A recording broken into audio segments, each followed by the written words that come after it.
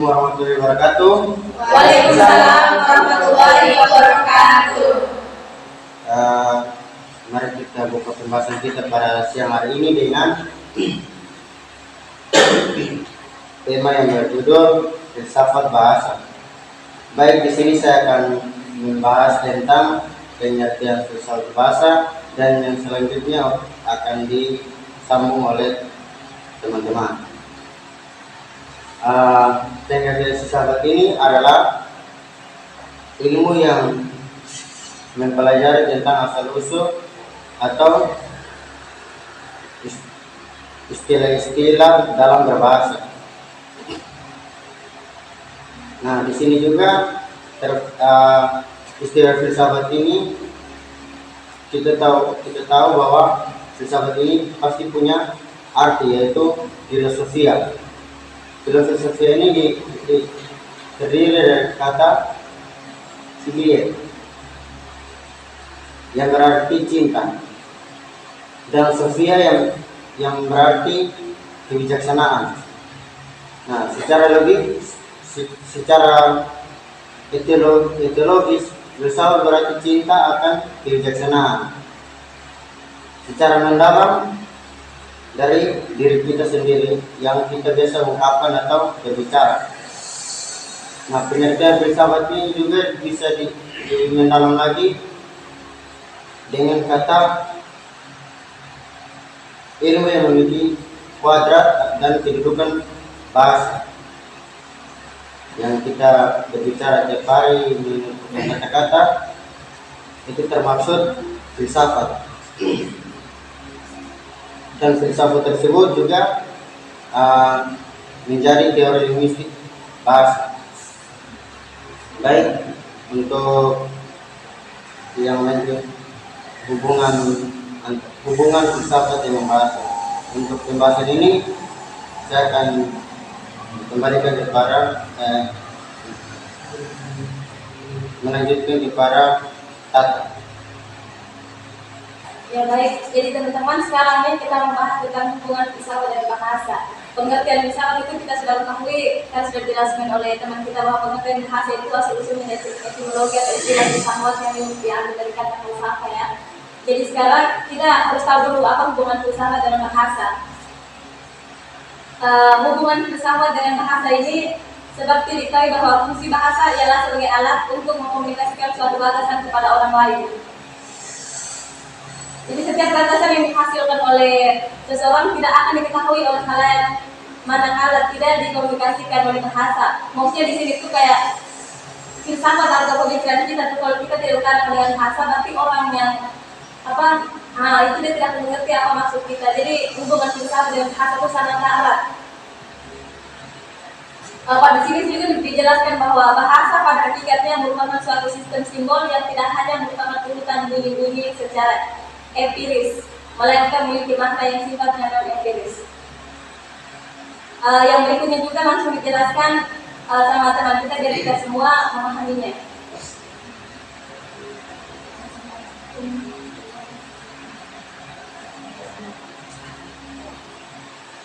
Terima kasih Sakti Iban memberikan yaitu filsafat sebagai suatu aktivitas manusia.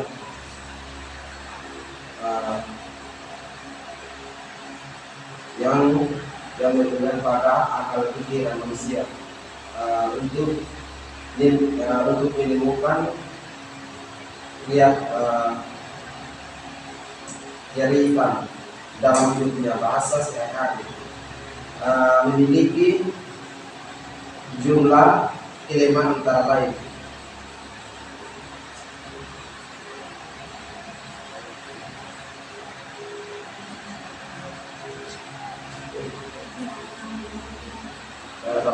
satu definisinya, berhubung kesamaan. Dua, tidak eksplisit. Tiga,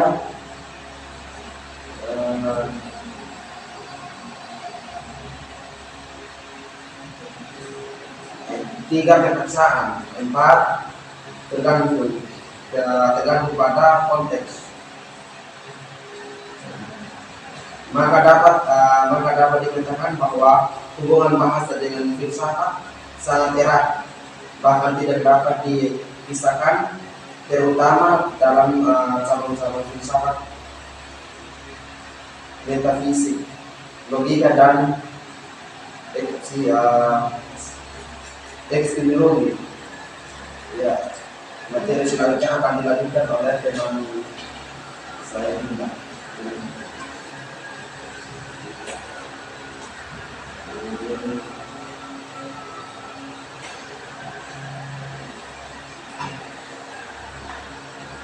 Baik, materi kedua, ruang lingkup filsafat bahasa. Jadi filsafat bahasa itu merupakan cabang filsafat khusus yang memiliki objek material bahasa, berbeda dengan cabang-cabang serta bidang-bidang filsafat lainnya. Filsafat bahasa dalam perkembangannya tidak mempunyai prinsip-prinsip yang jelas dan terdefinisikan dengan baik. Hal ini disebabkan karena penganut-penganut filsafat bahasa atau tokoh-tokoh filsafat bahasa itu masing-masing mempunyai perhatian dan caranya sendiri-sendiri, meskipun juga terdapat kesamaan di antara mereka, yaitu bahwa mereka kesemuanya itu menaruh perhatian terhadap bahasa, baik sebagai objek material dan berfilsafat maupun bagaimana bahasa itu berfungsi dalam kegiatan filsafat. Selanjutnya yaitu alasan kenapa tadi filsafat itu menjadi pembahasan oleh tokoh-tokoh tadi, akan dilanjutkan oleh teman kami Susi. Baik, saya akan menjelaskan berdasarkan alasan pembahasan filsafat bahasa. Yang pertama, salah satu tugas filsafat utama adalah analisis konsep-konsep. Oleh karena itu, salah satu bidang filsafat bahasa adalah untuk memberikan analisis yang adekuat tentang konsep-konsep dasar, dan hal ini dilakukan melalui analisis bahasa. Yang kedua, tidak tepat bila mana lingkup pembahasan filsafat bahasa itu hanya berkaitan dengan filsafat analitik, tidak berkenaan dengan teori makna dan dimensi-dimensi makna. Yang keempat, selain masalah-masalah tersebut di atas, filsafat bahasa sebagaimana cabang-cabang filsafat lainnya membahas hakikat bahasa sebagai objek material filsafat. Bahkan lingkup pembahasan ini telah lama ditekuni oleh para filsuf. Dan yang dilanjutkan yaitu hubungan bahasa, metafisika, epistemologi, dan logika. Baik. Hubungan terbagi menjadi 3, yaitu 1, hubungan bahasa dengan metafisika. Metafisika adalah salah satu cabang filsafat di samping cabang-cabang lainnya. Aristoteles menamakan metafisika sebagai filsafat yang pertama,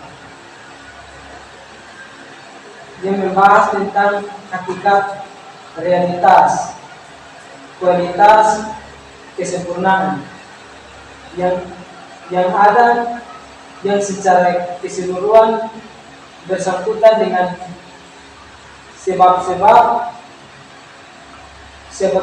terdalam, prinsip konstitutif dan tertinggi dari segala sesuatu. Metafisika berupaya untuk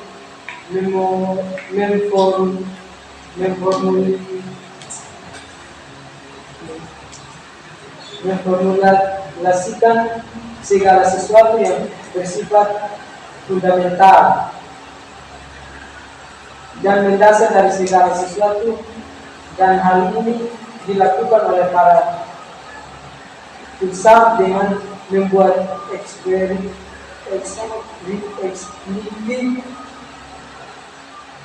hakikat segala sesuatu tersebut, dan hal ini hanya dapat dilakukan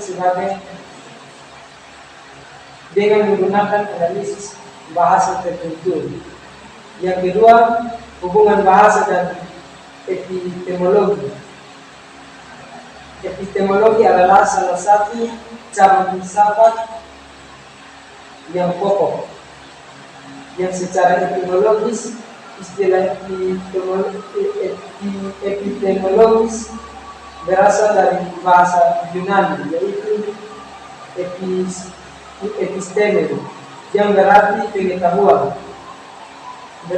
Berdasarkan pembahasannya, epistemologi adalah cabang filsafat yang membahas tentang pengetahuan manusia yang meliputi sumber-sumber, watak dan kebenaran pengetahuan manusia. Baik, selanjutnya yang ketiga akan dilanjutkan teman saya.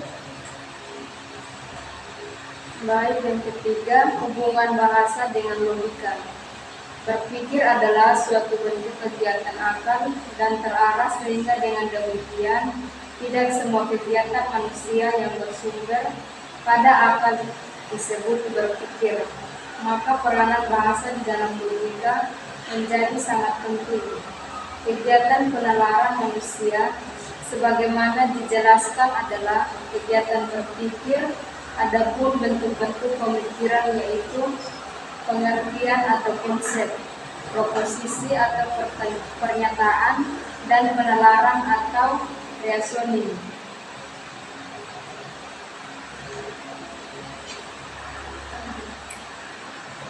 Oke, baik, sebelum kita tutup pembahasan ini, tadi kita semua sudah menjelaskan tentang pengertian bahasa, hubungan bahasa dengan metafisika, dengan epistemologi, dan dengan logika. Nah, di sini saya mau bertanya kepada teman-teman, apakah dalam berfilsafat ini punya hubungan erat atau punya satu kelebihan bagi seseorang untuk berbagi pembahasan di luar, atau ini begini kan filsafat. Nah, filsafat ini tidak semua orang kan mempunyai kemampuan untuk berfilsafat. Nah, kalau misalnya bertanya ini, manfaat apa saja yang kita dapat dari filsafat ini kalau kita suka saja orang berfilsafat gitu? Kan dari teman-teman ada mau tahu? Jadi manfaat filsafat itu pasti pengetahuan kita makin bertambah, wawasan kita semakin luas pastinya. Terus kalau kita berfilsafat itu pasti kita akan menjadi orang yang netral, kita tidak ke kiri dan ke kanan. Mungkin kalau kita terlalu berlebihan bisa jadi kita ke kiri, seperti bilang kamu itu. Nah, mungkin itu pertanyaan dari saya, dan mungkin ada teman-teman lain yang bertanya tentang pembahasan kita pada siang hari ini.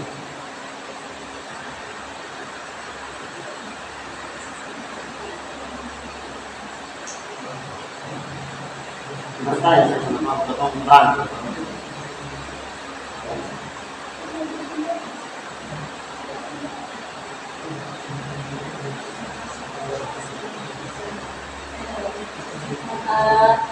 Kalau metafisika itu arti sebenarnya itu bagaimana? Kan kita belum pernah mengerti ya. Kan gunakan berdiskusi ini. Cuma kita dengar kata sama kayak metafisika itu apa sebenarnya? Arti tersendiri dari metafisika. Mungkin ada teman-teman yang mau menjawab.